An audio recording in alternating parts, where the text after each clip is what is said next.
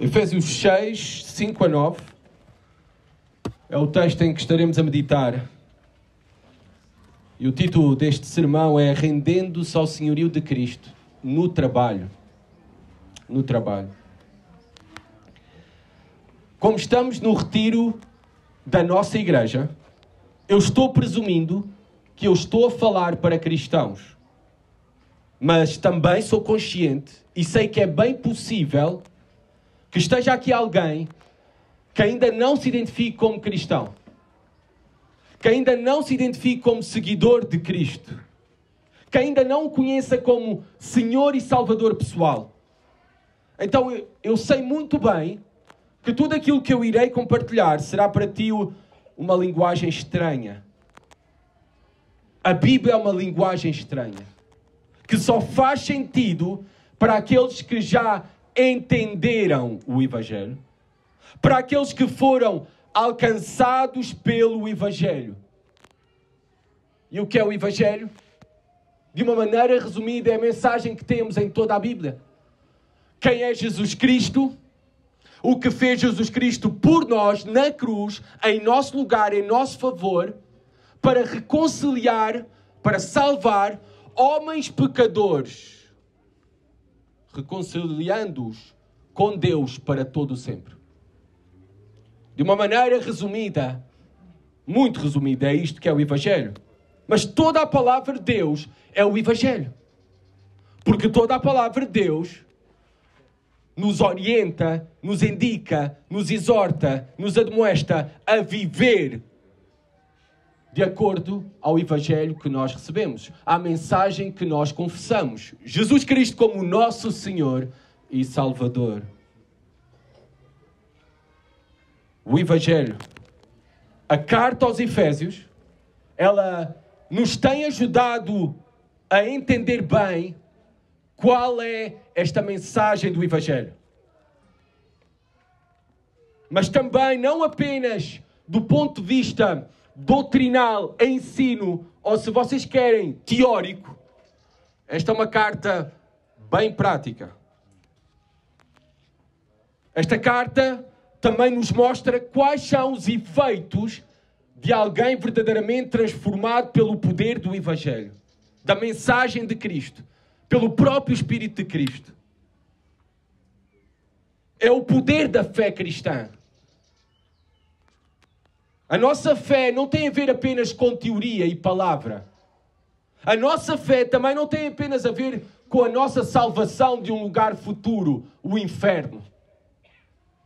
Na verdade, a fé cristã tem a ver com tudo aquilo que nós fazemos e tudo aquilo que nós somos. Ser verdadeiramente salvo é ser transformado. Ou, por outras palavras, o que eu gosto de dizer, uma fé que salva é uma fé também que santifica. E esta palavra de santifica é separado para Deus e para os seus propósitos.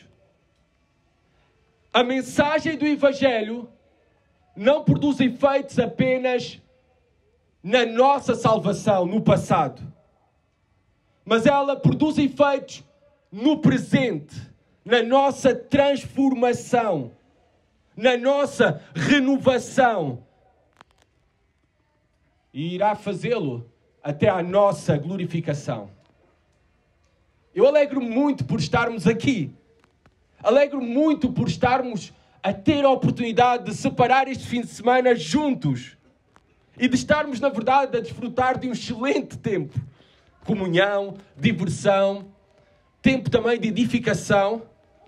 E este é o tempo, o de edificação e, sobretudo, ao sermos expostos à palavra de Deus todos os dias, desde sexta-feira, e ao sermos expostos de forma abundante a esta mensagem revelada por Deus aos homens, revelada ao seu povo, a única mensagem que tem o poder verdadeiramente de nos transformar, restaurar e renovar as nossas vidas. O propósito principal do nosso retiro e deste tempo que temos juntos e quando nos reunimos é transformação, é renovação no poder de Cristo que atua por meio da sua palavra e do seu Espírito e na igreja e através da igreja. É isto mesmo que o apóstolo Paulo vem estado a destacar ao longo de toda a carta aos Efésios. O conteúdo da carta destaca isto mesmo. A forma como o apóstolo Paulo organiza esta carta também. Nós sabemos que os primeiros 3 capítulos contam a história do Evangelho. O que é o Evangelho? O que fez o Evangelho em nós? O que Deus fez em nós para nos salvar? Os últimos 3 capítulos desta carta, do capítulo 4 até ao capítulo 6, Paulo organizou de uma maneira tão sábia o mesmo, em que mostra aquilo que é provocado nas nossas vidas pelo Evangelho. Ou seja, o Evangelho também transforma a nossa história. O Evangelho, nós temos visto nos últimos domingos, para aqueles que não têm estado connosco, o Evangelho necessariamente afeta a maneira como vivemos na unidade da igreja. O Evangelho também afeta como vivemos no serviço que fazemos uns aos outros. O Evangelho também, nós já vimos, que afeta e transforma a maneira, a nossa santidade, a maneira como falamos, como pensamos, como agimos, as nossas prioridades. Também temos visto que o Evangelho afeta os nossos relacionamentos mais próximos. E começa por aí. Ser cheio do Espírito Santo, ter a vida de Deus em nós, começa por sermos bons maridos, boas esposas, bons pais, bons filhos. Temos visto já tudo isto. E hoje vamos ver que começa, ou que o Evangelho também influencia os relacionamentos mais próximos no nosso trabalho. No nosso trabalho. A mensagem cristã, ela nos transforma a tal ponto que nos dá um novo sentido, uma nova razão, novos propósitos em tudo aquilo que nós fazemos, inclusive também no nosso trabalho. Remunerado ou voluntário? Bem, eu já sei o que é que vocês estão a pensar. Falar de trabalho num domingo? Não haveria outro melhor dia para falar de trabalho? Já estou a sofrer antecipando a segunda-feira ao dia da manhã. Voltando para a realidade. Saindo aqui deste tempo maravilhoso que nós temos estado a ter juntos neste fim de semana. Eu sei bem que num domingo ninguém quer falar de trabalho. Mas eu espero até que aquilo que tu vais ouvir da parte de Deus possa ainda te motivar ainda mais para amanhã te levantares com uma nova e melhor disposição para o trabalho. Porque vamos ver as implicações do Evangelho no trabalho.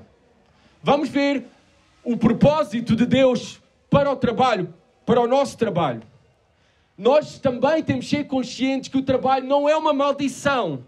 O trabalho não veio como uma consequência depois da queda do homem. Depois da queda de Adão e Eva, da rebeldia do homem, o trabalho veio como uma maldição sobre nós. Não, o trabalho já existia antes da queda. A Adão foi dada a responsabilidade de ser o agricultor do jardim, de cuidar dos animais, da criação, do jardim, de plantar, de colher. O trabalho, na verdade, ele foi afetado pela maldição do pecado, mas ele cumpre os propósitos de Deus para nós.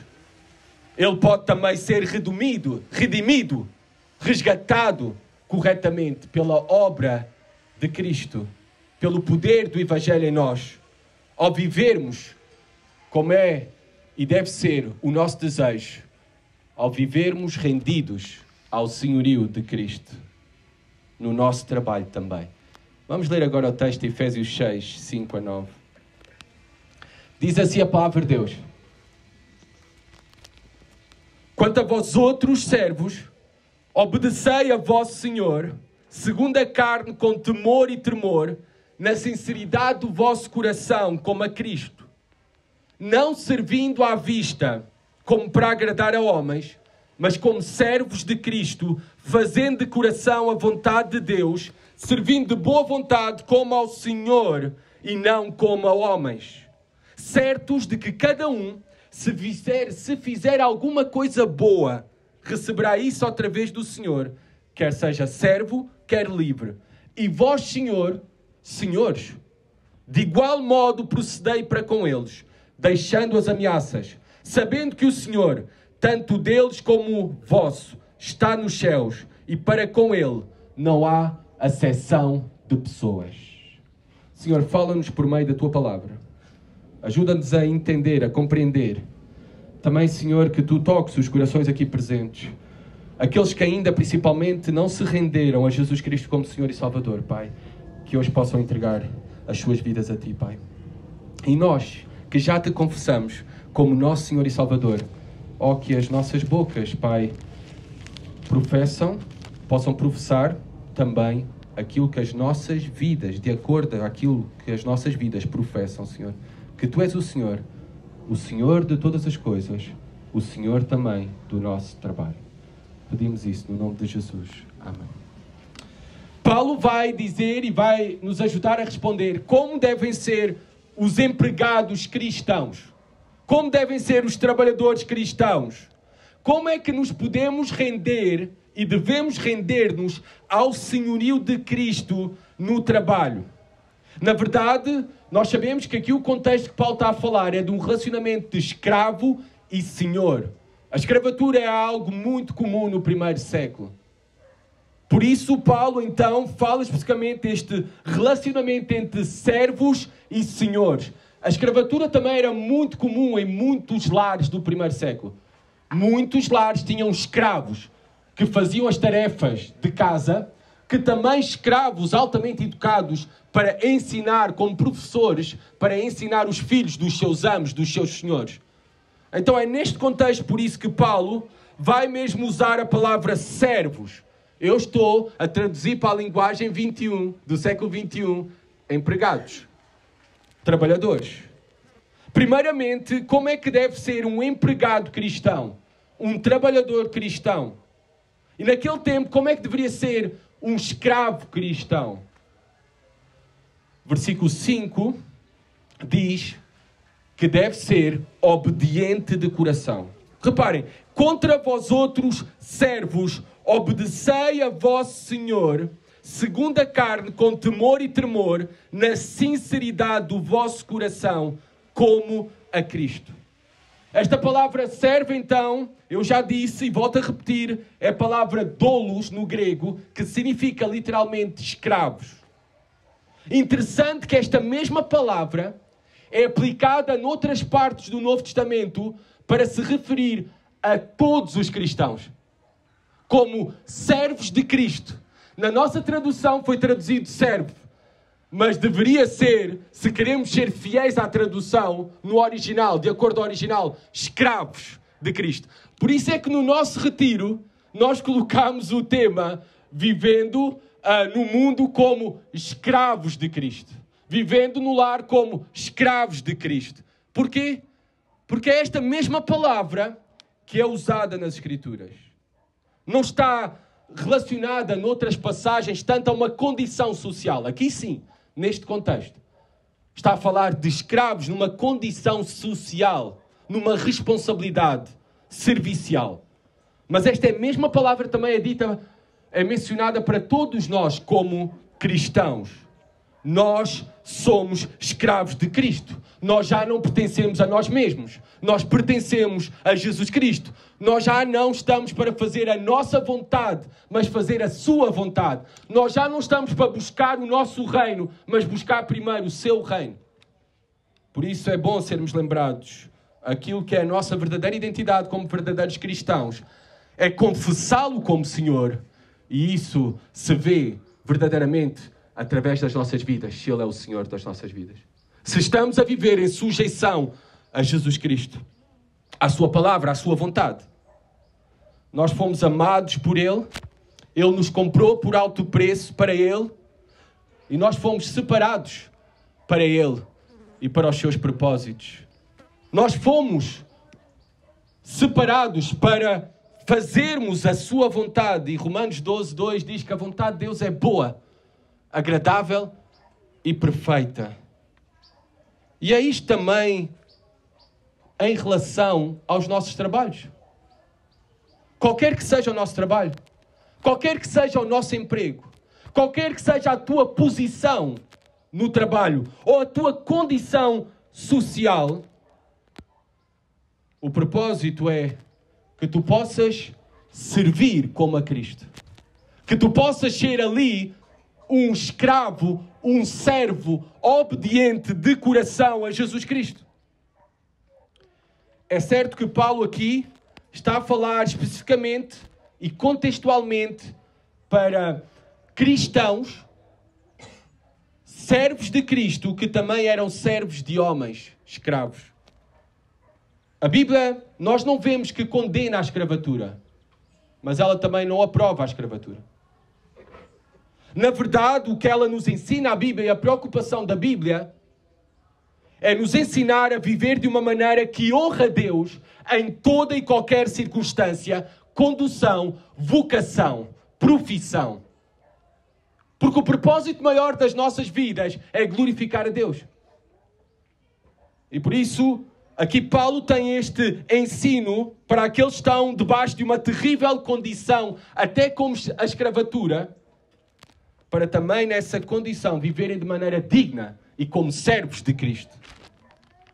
Porque nós sabemos bem, todos nós, Paulo também sabia que é inevitável fugir à maldição do pecado que afeta toda a criação, afeta todas as áreas, inclusive também a maldição do pecado que não está somente dentro de nós, mas fora de nós, nos nossos relacionamentos. E isso no trabalho. A escravatura é uma consequência terrível da maldição do pecado sobre esta terra. É uma das facetas de viver numa sociedade sem Deus.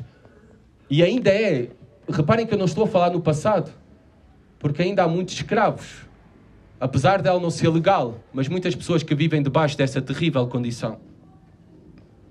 No primeiro século, quando Paulo escreve estas palavras para os escravos cristãos, estima-se nos dias de hoje que no primeiro século, no mundo greco-romano, existiram 60 milhões de escravos. A escravatura era legal nos tempos do apóstolo Paulo. As condições para a grande maioria dos escravos não eram as melhores. Escravos podiam ser mortos. Escravos podiam ser agredidos por questões fúteis. Há relatos históricos de escravos a que arrancavam, vazavam os olhos, arrancavam os dentes como tortura ou punição porque não fizeram bem o seu trabalho. Escravos não podiam fugir. Se o fizessem e fossem capturados, teriam terríveis consequências para enfrentar, inclusive a morte. Muitos dos primeiros convertidos da igreja no seu começo foi constituída por escravos. Muitos escravos se converteram. E por isso é que nós vemos aqui em Efésios a referência aos escravos e em muitas outras cartas. Muitos deles e muito da igreja, a sua população no começo era constituída por escravos cristãos.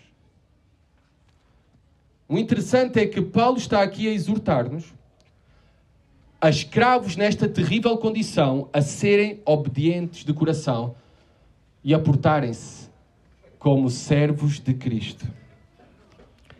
Se estes são os princípios a aplicar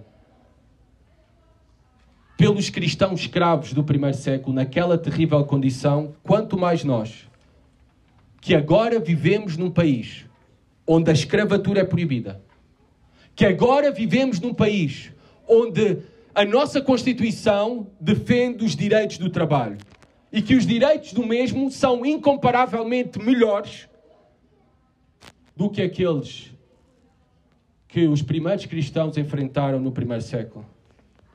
Quanto mais nós agora, como empregados, não escravos, devemos de aplicar estes mesmos princípios de respeitar e obedecer aos nossos chefes de coração, como a Cristo, diz Paulo. Na sinceridade do vosso coração, como a Cristo. Paulo coloca aqui a centralidade da pessoa de Jesus Cristo, de quem é Jesus Cristo e de tudo aquilo que Jesus Cristo fez por nós, como o fundamento e a motivação principal para nós sermos trabalhadores, empregados, obedientes. Porque o devemos fazer não pelos nossos chefes, ou por quem eles são, ou porque eles fazem, ou porque eles pagam pouco, mas o fazemos como a Cristo. Essa é a razão para obedecer. Como a Cristo. Porque nele agora, em Jesus Cristo, nós temos uma nova razão para viver. Em Jesus Cristo, nós temos um novo propósito para trabalhar.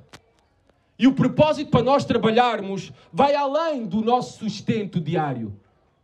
O propósito do nosso trabalho é glorificar a Deus. É agradar a Jesus Cristo. Em todas as coisas. Nós agora temos um novo Senhor por sobre todos os demais. E é Jesus Cristo. Nós devemos ser obedientes de coração como ao Senhor. Porque Ele agora é a nossa razão de viver. E os seus propósitos, aquilo que nós desejamos cumprir na nossa vida. E especificamente isso no nosso trabalho. O próprio apóstolo Paulo tinha esta mesma convicção na sua vida, no seu ministério, no seu serviço. Em Gálatas 2:20 ele diz o seguinte: logo, já não sou eu quem vive, mas Cristo vive em mim. E esse viver que agora tenho na carne, vivo pela fé no Filho de Deus, que me amou e a si mesmo se entregou por mim. Esta era a motivação de Paulo. Não sou eu que vivo, mas agora Cristo vive em mim. E eu vivo pela fé no Filho de Deus, que me amou e a si mesmo se entregou por mim. Por isso, amados irmãos, sejam obedientes de coração aos vossos chefes, como ao Senhor. Pela fé que vocês têm no Filho, aquele que vos amou e se entregou por vocês. O trabalho dá testemunho e provas do nosso amor e devoção a Cristo. O trabalho é um meio de nós expressarmos que nós amamos a Deus e amamos os outros. E estes são os dois grandes mandamentos que resumem toda a lei. Amar a Deus e amar ao próximo. Na nossa obediência aos nossos chefes, na nossa consideração pelos compromissos assumidos contratuais, na nossa diligência no dia a dia no nosso trabalho, na nossa integridade no trabalho, no nosso amor ao próximo pelos colegas e àqueles clientes que estamos a atender, nisto servimos a Cristo e glorificamos a Cristo como filhos de Deus. Perguntemo-nos então, estamos servindo primeiramente aos homens ou ao próprio Senhor Jesus Cristo? Se é aos homens, claro que vais estar desmotivado para ir para o trabalho. Se é aos homens, claro que não vais ter muita força e energia a meio da semana para continuar. Se é aos homens, claro que tu estarás frustrado com muitas coisas que te façam no trabalho, inclusive o teu chefe. Mas lembra-te e lembremos-nos que servimos primeiramente a Jesus Cristo. E que devemos ser servos de Jesus Cristo no nosso trabalho, independentemente de qual ele seja, não por obrigação, mas por amor àquele que nos amou e se entregou por nós. Que agora nos pede para nós fazermos isso. Obviamente, para viver obedientes de coração, desta forma, somente é possível pelo poder do Evangelho. Pelo poder do Espírito de Cristo em nós. É Ele que nos afeta profundamente a forma até como olhamos para o trabalho.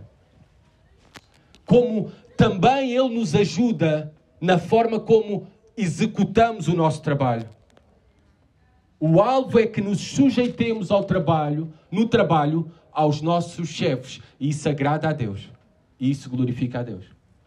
E reparem, Paulo vai dizer especificamente como é que nos podemos sujeitar ou devemos sujeitar-nos aos nossos chefes. Voltando ali a Efésios 6, diz com temor e tremor. Ou seja, com respeito, com reverência. E até neste contexto, essa palavra temor e tremor, até certo medo pela posição que eles ocupam e pelo poder que eles têm. E naquele contexto, nós sabemos que os senhores tinham um grande poder até de tirar a própria vida. Na nossa Constituição, hoje em dia, portuguesa, há muitos mais direitos para os trabalhadores do que para os patrões. E por isso é que nós vemos também na nossa sociedade muitos abusos contra aqueles que estão em posição de autoridade sobre nós no trabalho. Faltas de respeito. Xingar o chefe, desprezar o supervisor, ignorar os seus pedidos, mentir nos relatórios, envergonhar os nossos chefes à frente dos demais. Nós, como cristãos, devemos ter uma atitude completamente diferente. Nós devemos ser obedientes de coração a eles, com temor e tremor, porque o estamos a fazer primeiramente a Jesus Cristo. Paulo diz, com sinceridade no vosso coração, ainda no versículo 5. Ou seja, o que é que Paulo está a dizer por estas palavras? É sermos íntegros no nosso trabalho. É sermos honestos em todas as nossas atitudes, palavras e ações. Não é apenas ser uma coisa à frente do patrão e outra coisa quando ele não está. Não é roubar coisas do trabalho às escondidas. Com sinceridade no vosso coração.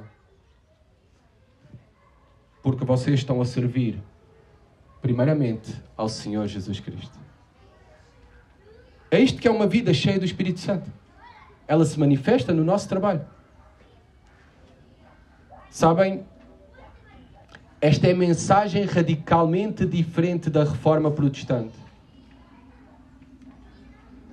Na mensagem da Igreja Católica Apostólica Romana, há um dualismo. Há uma coisa que tu és na igreja, o que tu fazes dentro da homilia, da missa, do trabalho sagrado, e outra coisa que tu fazes no dia-a-dia, no teu trabalho. Não tem nada a ver, Deus não tem nada a ver com isso. Na Reforma Protestante, e a mensagem protestante é totalmente diferente, Deus tem tudo a ver com isso. Dentro e fora. Em todas as áreas da nossa vida se manifesta Cristo. Ou então Ele não é o nosso Senhor. E se Ele não é o nosso Senhor, nós nunca o conhecemos. Nós não o conhecemos. Não fomos transformados ainda pelo poder do Evangelho. Ainda não nascemos de novo. A obediência que Deus requer, com sinceridade no vosso coração, a obediência que Deus requer não é apenas exterior e superficial. O padrão de Deus é mais alto. A obediência, o padrão de Deus é interior e profundo. Com sinceridade no vosso coração. Essa é que é a verdadeira obediência. O padrão de Deus é mais alto. E na verdade, tal como eu disse ontem, a vida cristã não é algo difícil de viver. A vida cristã é algo impossível de viver. Que somente é possível de nós vivermos estas verdades pelo poder de Cristo em nós. É essa a mensagem do Evangelho. Não somos nós que somos bons. Ele é bom. E é Ele, pelo seu poder, que nos faz bons. Reparem o que Paulo vai dizer à continuação. Versículo 6. Não servindo à vista, como para agradar a homens. Novamente, não é ser uma coisa à frente do teu patrão e outra por detrás. Vocês conhecem o ditado, não é? Patrão fora, dia santo na loja. Este ditado não deve ser aplicado, observado por nós cristãos. Tá bom? Nós não devemos viver este ditado. O que Paulo está aqui a dizer, não servindo à vista como para agradar a homens, não é cumprir com as tuas responsabilidades quando o patrão está na empresa e quando ele não está, fazeres o teu trabalho desleixadamente e negligentemente. Isso não agrada a Deus, não glorifica a Deus, não serve para nada. Também não é trabalhar apenas para cumprir. Eu tinha um colega meu, quando eu trabalhava na Portugal Telecom, ainda a antiga Portugal Telecom, agora é Altice, ali na zona do Saldanha, ele sempre que terminava, todos os dias, que terminava o trabalho, quando tocava a sua hora, ele se levantava e dizia, alto e bom som para o chefe ouvir, já ganhei o meu, vou-me embora. Obviamente ele dizia isso o nosso chefe era muito amável, ele dizia isso também no espírito de brincadeira, mas a ideia não é esta, não é apenas fazer o que é para cumprir, já ganhar o meu. Não, o trabalho tem o propósito de glorificarmos a Deus em tudo aquilo que fazemos. Por isso devemos ser excelentes. Sabem, excelentes não é fazer tudo perfeito. Nenhum de nós é capaz disso. Excelentes é darmos o nosso melhor. É fazer o melhor que nós sabemos e podemos. Isso é ser excelente. Reparem, Paulo diz que não devemos trabalhar para agradar a homens, mas como servos de Cristo. Agradar aos homens e trabalhar para agradar aos homens é algo que acontece muito. Até nos trabalhos com a maior aparência de espiritualidade. Até nos ministérios na igreja. Até pastores. Até muitas vezes na minha própria vida. Eu vejo uma inclinação para fazer as coisas ou deixar de fazer as coisas para agradar aos homens e não como servo de Cristo. Vocês lembram-se da história de Ananias e Safira? Membros da igreja primitiva? Que venderam a sua propriedade? E uma parte da venda da sua propriedade colocaram aos pés dos apóstolos. Mas na verdade, Pedro diz, vocês mentiram a Deus e mentiram ao Espírito Santo. Porque eles deram a aparência para agradar os homens, para agradar os apóstolos, para agradar os seus irmãos em Cristo, os demais membros da igreja. Eles deram a aparência que tinham entregado e ofertado tudo. Todo o seu dinheiro. E só tinham ofertado uma parte.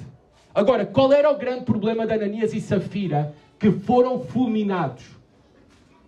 O problema deles não foi ter dado metade. O problema deles também, até se não ofertassem nada, não era um problema. Não foi exigido. Era algo que estava a acontecer na igreja naquele começo, voluntário. Barnabé o tinha feito. O problema de Ananias e Safira é que queriam mostrar a aparência e receber a admiração que talvez Barnabé, pelo seu ato, e outros irmãos, pelo seu ato de fé, recebeu. E eles queriam também isso para eles. Agradar os apóstolos, agradar os homens. E esse é o grande problema. Quando a nossa motivação no trabalho é centrada em nós e não em Jesus Cristo. Quando nós fazemos as coisas somente para receber a aprovação dos homens. Quando o que devemos buscar é a aprovação de Cristo, porque é Ele a quem servimos. É Ele a quem servimos.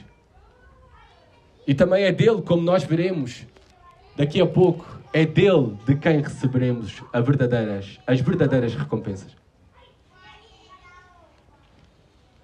Servos de Cristo.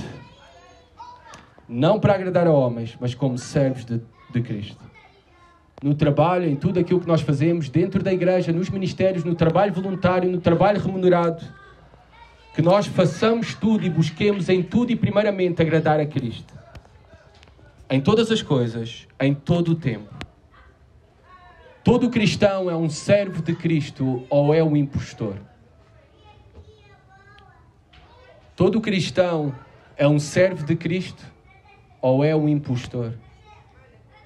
Nós, como cristãos, devemos render-nos ao senhorio de Cristo, sendo obedientes de coração.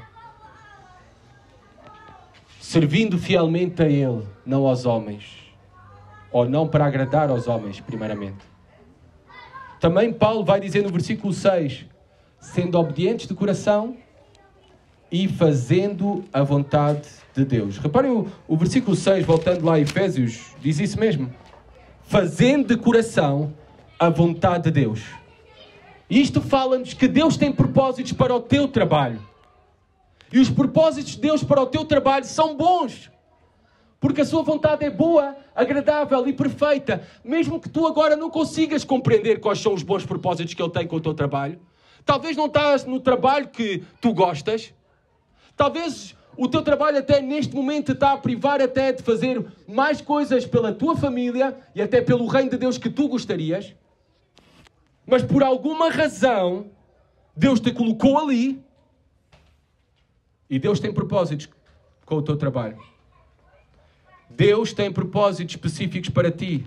Ele é soberano sobre a tua vida, inclusive sobre o teu trabalho.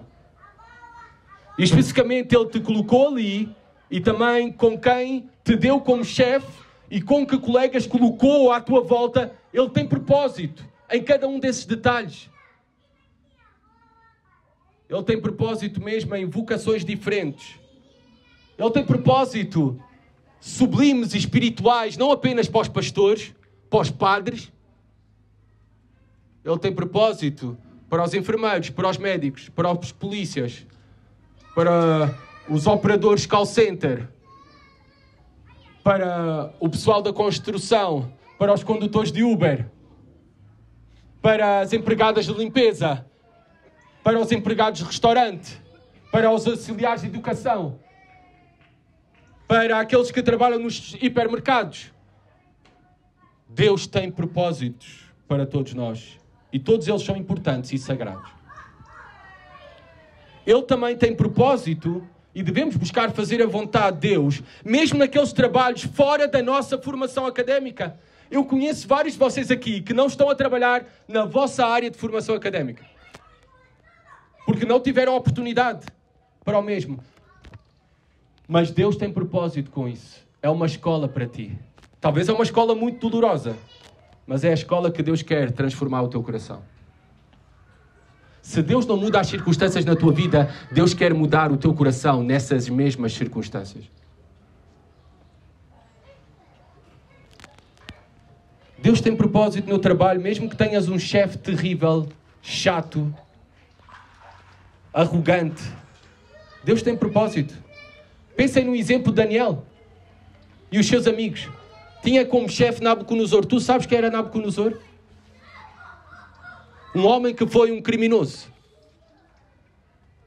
Um homem que, quando conquistava os demais povos, inclusive os judeus, quando invadiu Jerusalém, os despiu. Os fez andar nus em fila até Babilónia. Deixou somente para trás os pobres, os deficientes, para que morressem à fome. O homem que quis mudar a identidade, os nomes, a cultura, a religião de Daniel e os seus amigos. E o que é que tu vês no livro de Daniel e os seus amigos? Submetendo-se a ele em todas as coisas. Só não se submeteram a ele quando ele pediu para desobedecerem a Deus. Aí não. Há limites. Mas em tudo sujeitos e honrando o rei Nabucodonosor. É exemplo para ti também e para mim. Também Deus, e deves procurar fazer a vontade de Deus, também naquelas condições e contratos precários que tu tens. E eu sei que muitos têm contratos precários. Especialmente em Portugal é um dos graves e grandes problemas. Deus tem um propósito para isso mesmo. Talvez para humilhar-te, talvez para fazer-te confiar mais nele e também para incitar-te também a buscar mais e melhor. Para não necessariamente teres de estar condenado por toda a tua vida a um salário mínimo. Se fores diligente e procurar ser diligente nos teus estudos e no teu trabalho. Fazendo a vontade de Deus também com demandas exageradas do teu patrão. Uma coisa é a vontade dos homens, outra coisa é a vontade de Deus. Deus não demanda que faças tudo ou que faças tudo de maneira perfeita, nem que os resultados dependem de ti. Tu deves fazer o melhor, ser excelente, mas também não deves deixar que o trabalho se intrometa na tua vida espiritual, na tua família, nos teus relacionamentos prioritários, nas demandas exageradas que o trabalho ou que te exige ou que procura conduzir-te. Fazer a vontade de Deus nos relacionamentos com chefes perversos e maus colegas. A vontade de Deus nesta situação é obedecer aos teus chefes e servir os teus colegas, independentemente de como eles são, e estarás assim a glorificar a Deus. Jesus Cristo, lembrem-se de Jesus Cristo, o nosso exemplo máximo? Ele fez a vontade de Deus, o Pai, amando até os seus inimigos. E por isso nós podemos agora obedecê-lo. também, seguindo o seu exemplo. E o mesmo amor que Jesus Cristo tem é derramado nos nossos corações se estamos nele. E se manifesta nos nossos relacionamentos no trabalho também. Também nas tentações, fazendo a vontade de Deus no teu trabalho. Nas tentações para fazeres coisas contrárias à vontade de Deus. A vontade de Deus para nós deve ser inegociável. Pode haver consequências até por recusares fazer certas coisas que o teu patrão te pede. Mas se é contra a vontade de Deus, é inegociável. A tua submissão primeira é a Jesus Cristo. É a Ele a quem serves. E deves estar até disposto a abraçar as consequências, até talvez de um despedimento, para fazer a vontade de Deus. Porque esse é o propósito que Deus tem para a tua vida sublime. Mais importa obedecer a Deus do que aos homens. Versículo 7 também, não apenas sendo obedientes do coração, não apenas em todas as coisas buscando fazer a vontade de Deus, mas nós manifestamos a vida de Cristo em nós como trabalhadores nos nossos trabalhos com a nossa disposição imediata. Reparem o versículo 7 de Efésios. Servindo de boa vontade como ao Senhor e não como a homens. Este servindo de boa vontade, a palavra aqui, boa vontade, tem o sentido no original, servindo com entusiasmo, com fervor. Ou seja, não com queixa, murmuração, ressentimento. O trabalho deve ser feito com disposição de coração. Disposição imediata e inteira. É isso que agrada a Deus.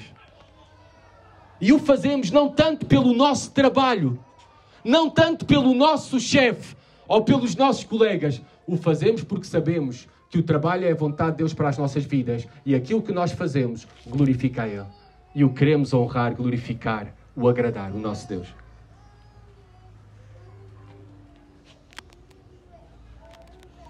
Servindo, reparem Paulo, novamente o que diz. Servindo de boa vontade como ao Senhor. Em todos os versículos, Paulo aponta para Jesus Cristo. A centralidade da nossa vida... Não, deixem-me corrigir. A nossa vida é Cristo, não apenas o centro. Não apenas deve estar no centro. A nossa vida é Cristo.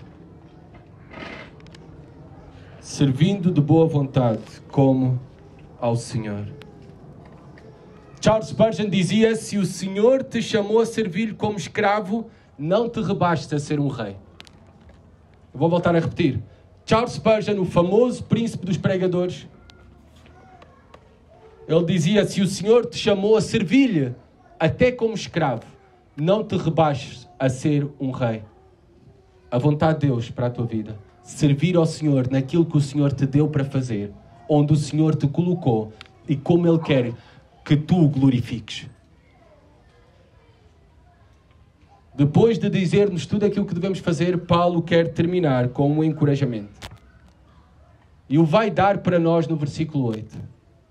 Paulo vai dar-nos a motivação e a ambição certa para nós sermos obedientes do coração, para nós buscarmos fazer a vontade de Deus no trabalho. E qual é? Reparem o versículo 8. Há recompensas divinas para ti, para nós. Certos de que cada um, se fizer alguma coisa boa, receberá isso outra vez do Senhor, quer seja servo, quer livre. Certos de que cada um, a nossa responsabilidade é individual, porque cada um de nós tem diferentes profissões, trabalhos, vocações em que Deus nos colocou. E a nossa responsabilidade para com Deus é individual, de submetermos ao senhorio de Cristo no trabalho onde Ele nos colocou. E independentemente de qual seja a nossa condição, servo ou livre, escravo ou livre, patrão ou empregado, não importa, cada um há uma recompensa que será individual. Há uma recompensa. A principal recompensa que nós esperamos, ela vem do Senhor, não dos homens. A principal avaliação que nós queremos, ela vem de Jesus Cristo. A principal bênção que esperamos nesta vida e além desta vida, vêm dele. É isso que importa verdadeiramente. Uma vez um conselheiro no Instituto Bíblico, lá na Argentina, me disse o seguinte: Tiago, o teu ministério pode ser um inteiro sucesso aos olhos dos homens, mas um inteiro fracasso aos olhos de Deus. Ou o teu ministério pode ser um inteiro sucesso aos olhos de Deus, mas um inteiro fracasso aos olhos dos homens. Na verdade, o que importa é a avaliação de que vem do Senhor, não dos homens. É a Ele a quem servimos, primeiramente, principalmente. E é dele também de quem seremos recompensados. Não com um aumento salarial ou com uma mudança de posição. Pode ser também uma bênção, os materiais, mas sobretudo iremos ser recompensados por toda uma eternidade. E é isso que importa. Bênçãos, recompensas divinas para aqueles que, se fizerem alguma coisa boa, versículo 8, receberá isso através do Senhor. Se fizer alguma coisa boa, Jesus Cristo em Mateus 10 diz que aqueles que entregam ou que entregaram um copo de água que é grátis em qualquer café, quer dizer, menos no Algarve, tá bom? Mas um copo de água, se entregar a um dos meus discípulos que estava com sede esse copo de água, receberá recompensa por tal ato. Um simples copo de água. Se fizer alguma coisa boa, quanto mais serás recompensado por seres um trabalhador fiel, num dia fiel, numa semana fiel, num mês fiel. E ouvir as palavras, não é? Que nós desejamos ouvir. Esse é que será o maior sucesso. As recompensas de uma corrida, de uma prova, só vêm ao final. Os atletas não são premiados ao início da corrida, nem ao meio da corrida, mas só quando cruzam a meta. E é quando nós cruzarmos a meta que nós queremos ouvir aquelas palavras: servo bom e fiel, entra no gozo do teu Senhor. É isso que é sucesso na vida. Entendem? Não é uma casa de férias no Algarve. Não é uma reforma choruda. É este que é sucesso na vida. Servo bom e fiel, entra no gozo do teu Senhor por toda uma eternidade. Fazendo a vontade de Deus, haverá recompensas divinas. Para todos. Patrões e livres, não é? Livres os patrões, servos os escravos. Bem, mas tenho de terminar com o versículo 9. Temos de terminar. Também uma palavra especial para os patrões, para os chefes. E talvez há aqui algum presente, e eu sei que há. E diz assim a palavra de Deus: e vós, senhores, de igual modo procedei para com eles, deixando as ameaças, sabendo que o Senhor, tanto deles como vosso, está nos céus e que para com ele não há acessão de pessoas. Agora Paulo vai dizer de uma maneira muito resumida como devem ser os patrões, os chefes cristãos, aqueles que estão em posição de autoridade também, os pastores, os líderes da igreja. Como é que eles mostram uma vida rendida ao senhorio de Cristo? Como é que eles podem, na sua posição, glorificar a Deus, fazer a vontade de Deus? Reparem. E vós, senhores, de igual modo procedei para com eles.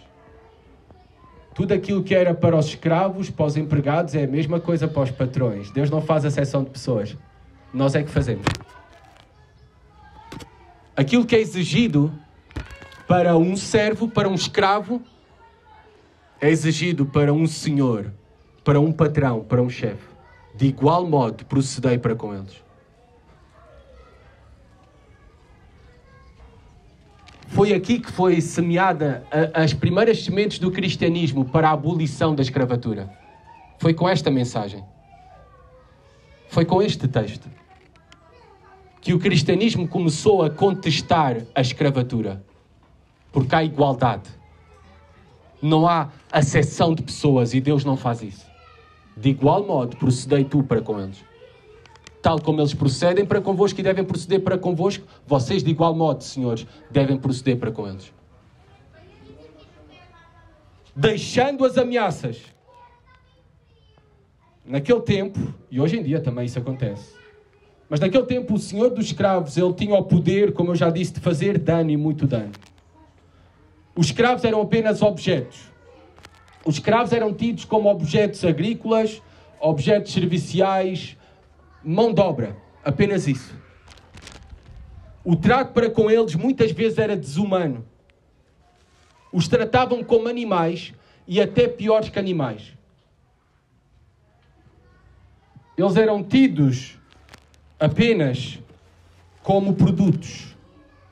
Era comum a violência de todo o tipo. Mas na nossa sociedade também é comum. Várias vezes vocês me têm compartilhado, alguns de vocês me têm compartilhado o relacionamento difícil que têm com os vossos patrões, as grossarias constantes no trabalho, as gritarias, as faltas de respeito para contigo, as ameaças de punição, o abuso de poder, o abuso emocional, psicológico. Tudo isto, o racismo no trabalho, a xenofobia no trabalho, tudo isto deve ser abandonado por chefes cristãos. Não há lugar para estas coisas. Para a grossaria, gritaria, racismo, xenofobia. Deixando as ameaças.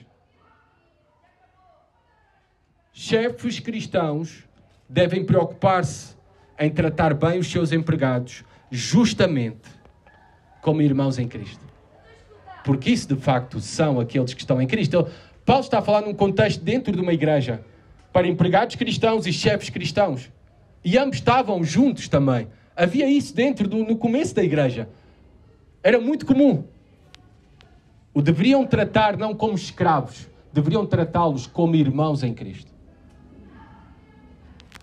E qual a razão, Paulo vai terminar, para proceder corretamente com aqueles que estão debaixo da nossa autoridade? Qual a razão para um chefe cristão tratar justamente empregados e funcionários e bondosamente? Não é por causa da Constituição. Reparem o que Paulo diz: sabendo que o Senhor, tanto deles como vosso, está nos céus e para com Ele não há acessão de pessoas. Sabendo que o Senhor vê, sabe todas as coisas, avalia todas as coisas e a Ele tu tens que prestar contas.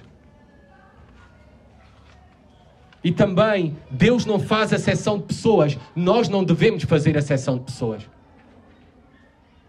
Na igreja não há lugar para o racismo. Em alguém que tem o espírito cristão não há lugar para a xenofobia. Não há lugar para tratar as pessoas diferentes por causa da sua condição social ou por causa da sua conta bancária. Porque Deus não faz acessão de pessoas. Nós também não fazemos. É uma manifestação de estarmos cheios do Espírito Santo. Porque nós temos o mesmo Pai. Deus é o nosso Pai. Dos escravos, dos livres, dos portugueses, dos brasileiros, dos ricos, dos pobres, temos o mesmo Pai. E por isso todos em Cristo somos iguais. E também receberemos todos a mesma herança. Ricos por toda uma eternidade nele. Que mensagem gloriosa do Evangelho. Uma mensagem radicalmente diferente àquela que ouvimos neste mundo. E para a solução de todos os problemas sociais. A verdadeira solução e única e derradeira só está em Jesus Cristo e no Evangelho. Nesta mensagem. Termino apenas com algumas breves aplicações finais de tudo aquilo que ouvimos. Não sejamos indiferentes ao nosso trabalho. Não comeces segunda-feira sem vontade. Não comeces na sexta-feira pensando mais já no fim de semana do que em trabalhar. Não te dediques no teu trabalho durante a semana a dar voltas, a estender as pausas para o café, a fazer os serviços mínimos. Não. Rende-te ao senhorio de Cristo no teu trabalho e glorifica a Deus no teu trabalho, qualquer que ele seja. É a vocação de Deus para ti. E é digno e é com o propósito de glorificar a Deus. Sabem, eu como pastor não glorifico mais a Deus do que a Carlene ali no atendimento no hipermercado do Pingo Doce, atendendo as pessoas. A ambos nós, onde o Senhor nos colocou, naquilo que nos deu para fazer, glorificamos a Deus. Sabem, até mesmo uma mulher que trabalha numa empresa não glorifica mais a Deus do que uma mulher que fica em casa trocando as fraldas dos seus bebés. É a vocação, é o serviço e até trocar uma fralda o devemos fazer para a glória de Deus. Porque tudo é para a glória de Deus. Não sejamos indiferentes a qualquer que seja o nosso trabalho. Não idolatremos o trabalho também. Este é um grande perigo, idolatrar o trabalho. Porque muitos sacrificam a sua família, o seu casamento, os seus filhos, a sua igreja, as suas amizades, a sua saúde pelo trabalho. Que o trabalho não seja um Deus para ti, porque não terás outros deuses diante de mim. Só temos um Senhor e esse é Jesus Cristo. Rendendo-te ao senhorio de Cristo no teu trabalho, para não viver para ti mesmo, mas buscar fazer a vontade de Deus e glorificar a Deus no teu trabalho, não o tendo como o teu ídolo, mas como um meio para glorificar a Deus. Também, representemos bem a Deus, não apenas como suas criaturas, mas como seus filhos no trabalho. Somos seus filhos, se já conhecemos a Jesus Cristo como nosso Senhor e Salvador. Deus nos comprou para Ele. Nós fomos criados e separados para Ele, para sermos seus fiéis representantes aqui na terra. Representemos bem a Deus no local onde o Senhor nos colocou, dentro de casa, fora de casa, onde seja. Que digam de nós, tal pai, tal filho. Que possam conhecer a Deus através das nossas vidas. Por último, e ligado a isto de representar bem a Deus, tenhamos o propósito, todos os dias da nossa vida, e com o nosso trabalho, de adornarmos, de decorarmos o Evangelho. Torná-lo mais atraente, a mensagem que nós pregamos, por meio das nossas vidas. As pessoas já estão cansadas de discursos. As pessoas querem ver o poder de Deus em ação. E é possível elas verem o poder de transformação, renovação de vida, através das nossas atitudes, motivações diferentes e propósitos nas nossas vidas, no nosso trabalho. Adornemos o Evangelho que pregamos, como empregados ou como líderes, patrões. Isto será de grande utilidade ao Reino de Deus, para abrir portas, para compartilharmos a palavra de Deus e conduzirmos muitos a Jesus Cristo. Cumprindo assim a missão de Deus, com o privilégio de nós participarmos da mesma e de tu e eu sermos instrumentos nas mãos de Deus para a redenção, para a transformação, para a restauração de muitos, para a glória do nosso Pai. Qualquer coisa que tu faças, qualquer coisa que tu comas ou bebas, ou trabalhes, faz tudo para que Deus pareça ser tão grandioso quanto Ele realmente é. Novamente, esta citação de John Piper.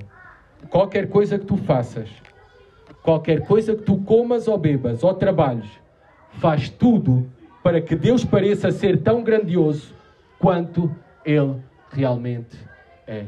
Senhor, que conheçam o quão grande Tu és através das nossas vidas, da Tua Igreja, da nossa fidelidade a Ti, em toda e qualquer circunstância, especialmente nos nossos trabalhos, como empregados ou como patrões, como servos ou como líderes, dentro da igreja e fora da igreja, dentro das nossas casas e fora das nossas casas, em todas as coisas, em tudo, Senhor, possamos mostrar o quão grande Tu és.